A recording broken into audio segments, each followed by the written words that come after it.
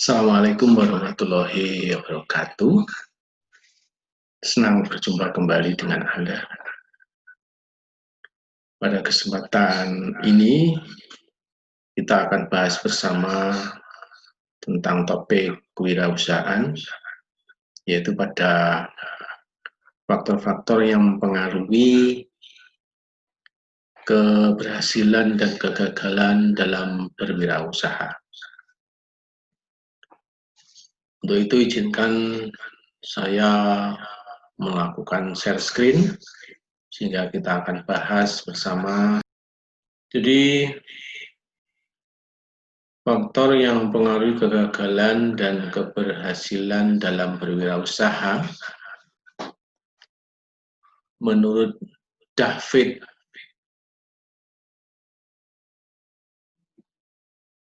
pada tahun 1961 halaman 207 mengemukakan bahwa kewirausahaan itu ditentukan oleh motif berprestasi, optimisme, sikap, nilai, dan status kewirausahaan atau keberhasilan. Perilaku kewirausahaan dipengaruhi oleh faktor internal dan eksternal. Faktor internalnya adalah antara lain yaitu hak kepemilikan, kemampuan atau kompetensi, dan inisiatif. Sedangkan faktor eksternalnya dipengaruhi oleh lingkungan. Berdasarkan hasil penelitian terhadap 115 usaha kecil unggulan di Kabupaten Bandung, diperoleh kesimpulan bahwa pada umumnya proses pertumbuhan kewirausahaan itu memiliki 3 ciri penting, yaitu yang pertama adalah tahap imitasi dan duplikasi. Yang kedua adalah tahap duplikasi dan pengembangan. Yang ketiga yaitu tahap menciptakan sendiri barang dan jasa baru yang berbeda. Memang kalau dilihat dari proses pertumbuhan kewirausahaan, terutama pada usaha kecil ini, pada tahap imitasi, sebetulnya si pengusaha itu hanya ikut-ikutan sifatnya.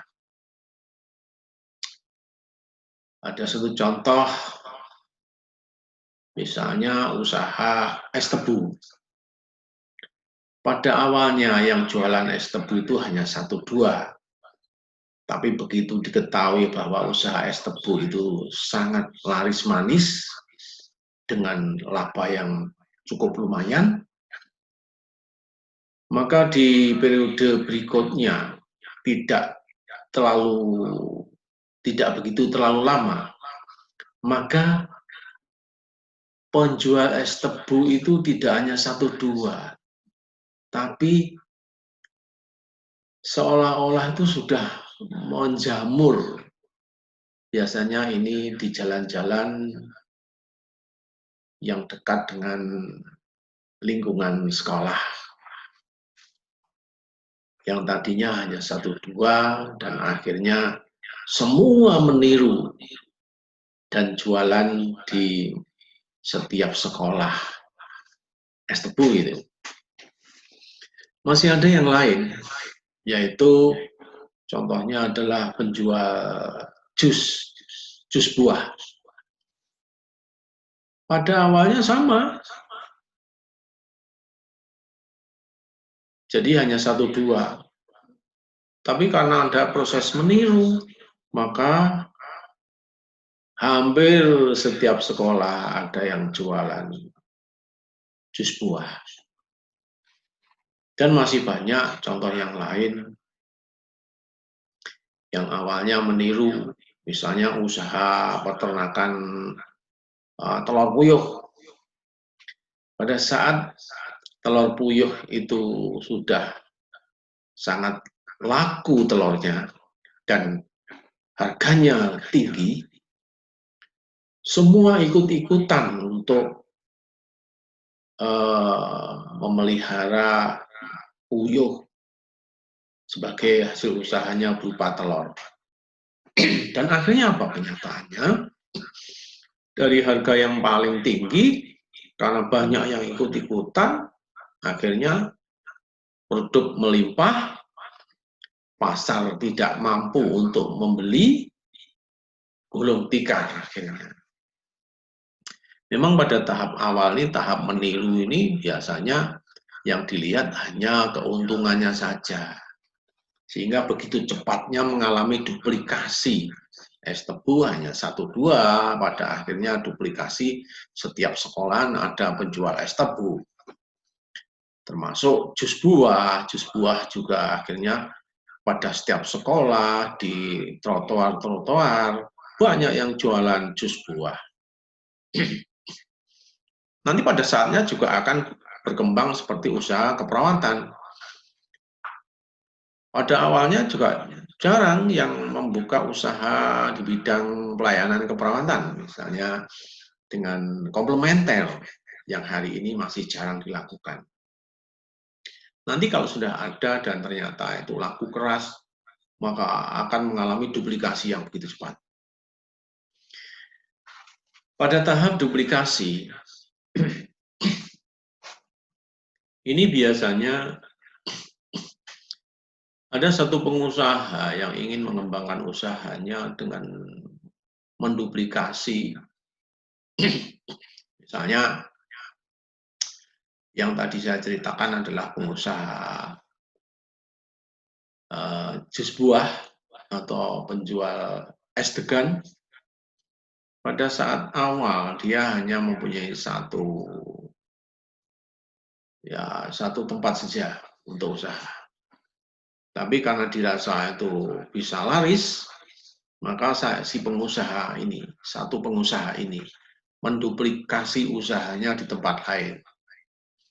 Kalau di tempat lain usahanya itu bisa berhasil, maka dia akan berupaya untuk menduplikasi lagi di tempat yang lainnya lagi.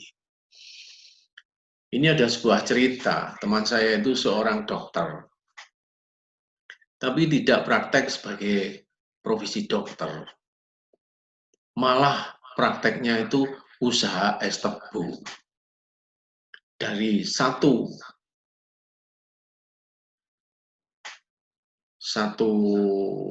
tempat berkembang menjadi 2, jadi 3, dan akhirnya jadi 10.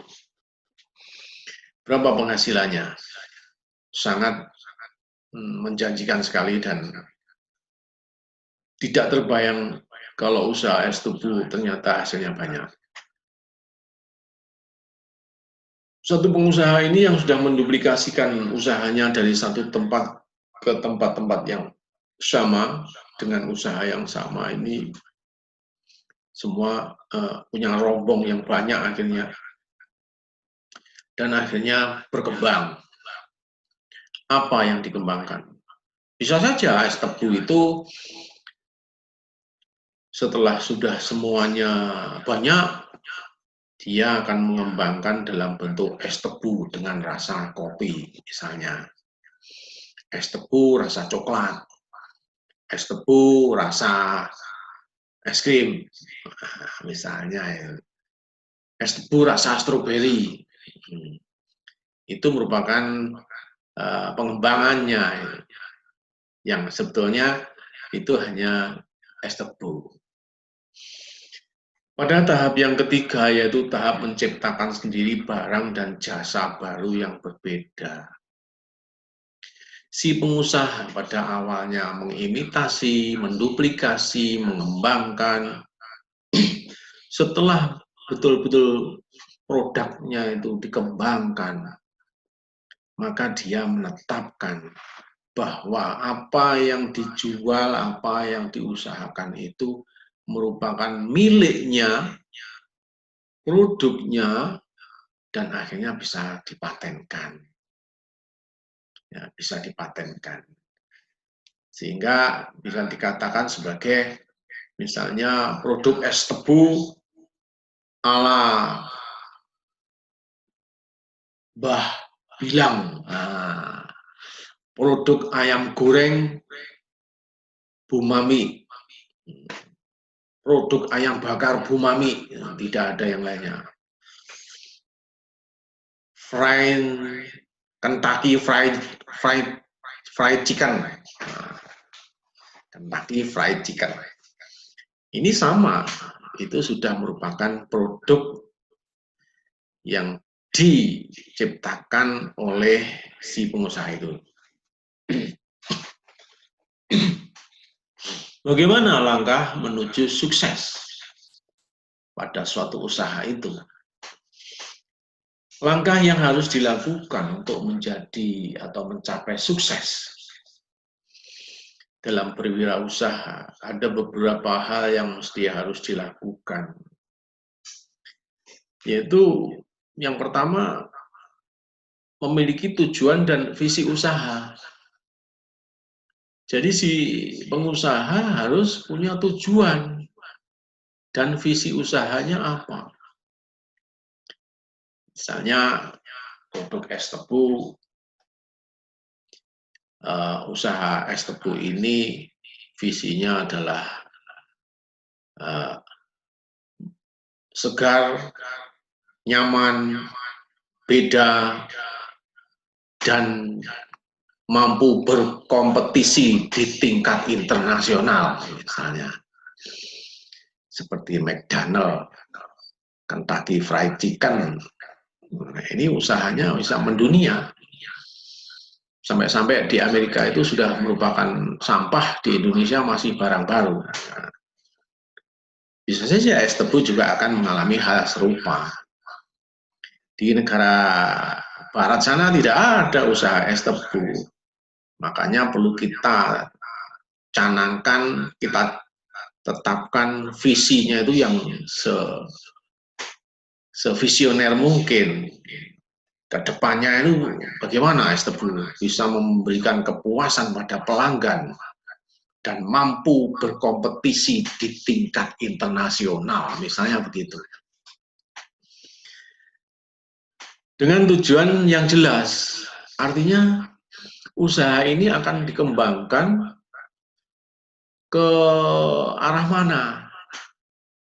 Ke arah produknya misalnya, produknya harus bagaimana? Es tebu yang sudah di kotak, atau es tebu yang tetap dalam gerobak rombong itu, atau mungkin es tebu yang hanya namanya saja. Bisa, itu dari sisi produk. Dari sisi tujuan usaha, dari tujuan usaha bisa meraup keuntungan dalam satu bulan sekian rupiah, misalnya dari satu rombong. Kalau ada 100 rombong sekian juta rupiah misalnya, itu bisa kita tetapkan sebagai tujuannya.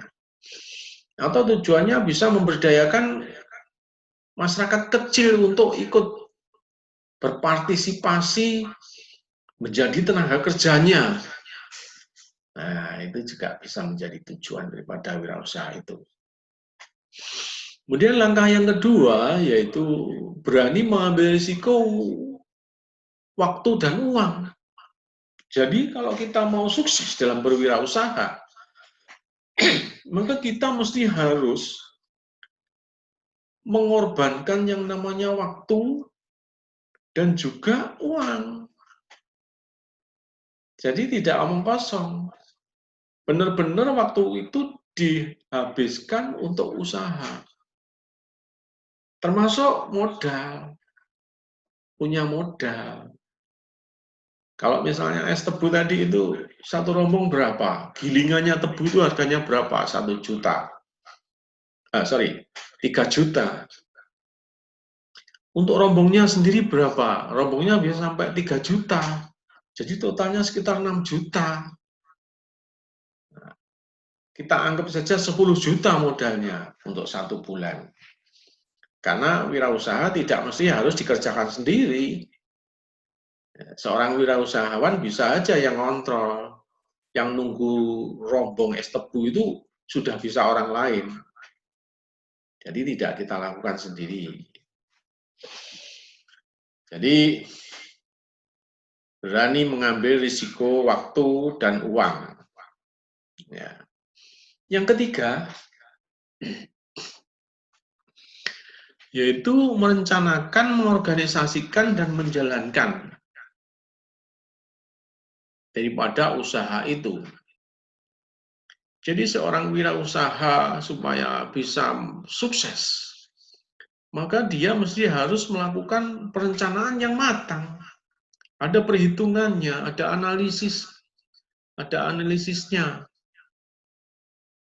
Modalnya berapa, tenaganya berapa, kemudian jadi dijual laku berapa, keuntungan dan kerugiannya berapa, nilai impasnya berapa, itu sudah mesti harus diperhitungkan. Itu dari segi produk. Perlu juga merencanakan tentang ketenagaan. Kalau misalnya es tebu punya 10 rombong, berarti ada 10 tenaga kerja.